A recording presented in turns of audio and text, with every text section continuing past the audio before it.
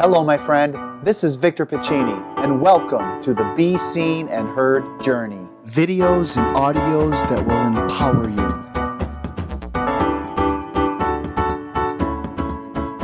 Hey, it's Victor. Welcome to another Be Seen and Heard journey. I want to thank you so much for joining me today. Today's topic is on disclosures. You know, many times when I'm at schools, I always ask kids who their trusted heroes are. And they always say, without a doubt, their parents, their grandparents, their teachers when they're at school.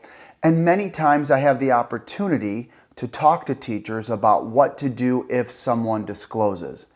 And even before that, how to respond when someone discloses.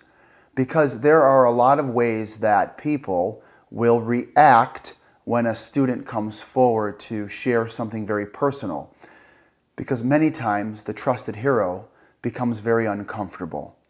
And as we talk about this topic more and more, and we really stop sweeping it under the carpet, we can learn to come from a place of more empathy and, honestly, to be more relaxed if a child discloses. There are a couple of things to think about when a child discloses, whether you are a trusted hero outside of school or someone in school as a teacher, principal, social worker, counselor.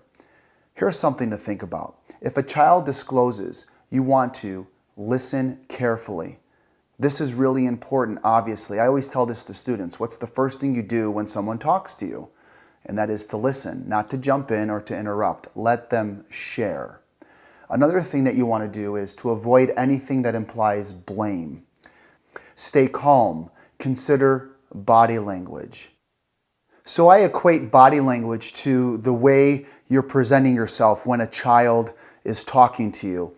And I put this picture up on the screen of a dog. And let me explain. When I was walking home one day from raking a neighbor's leaves, I'll never forget this. I'm walking down the sidewalk and I see my friend from school in her backyard.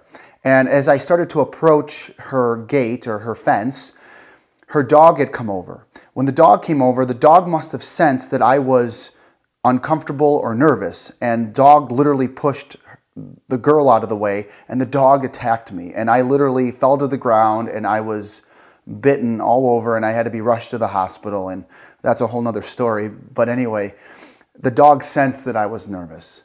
And so I'm asking people, I'm asking educators when a child is sharing something very personal and that person, that trusted hero, is nervous or uncomfortable, to try to be the best actor or actress at that moment and to not react but to respond and listen very carefully to that child. Because if a child senses that you're uncomfortable or you're fidgeting or your body language shows that you're uncomfortable, what's going to happen is that child is either going to retreat and say, you know what, I'll talk about this later, or they're not going to feel believed. And that is the worst thing a victim could feel, is not believed.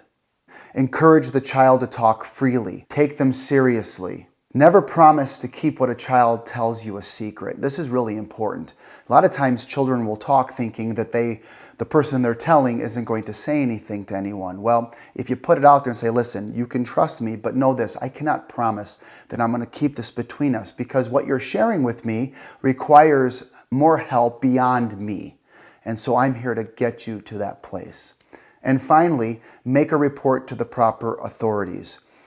Obviously, in schools, teachers and counselors and principals, administration, they are all mandated reporters. If a child discloses, the person, has to make the proper call. When I finally had the courage to call home and my sister Renee answered, she basically did one thing. She listened.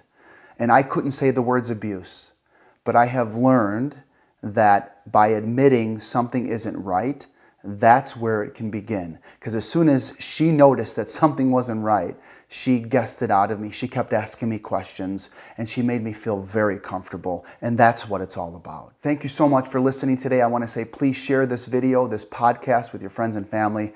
And remember, all children, young and old, deserve to be seen and heard. Thank you so much. Have a great day. Hey, my friend, I hope you enjoyed this episode of the Be Seen and Heard journey.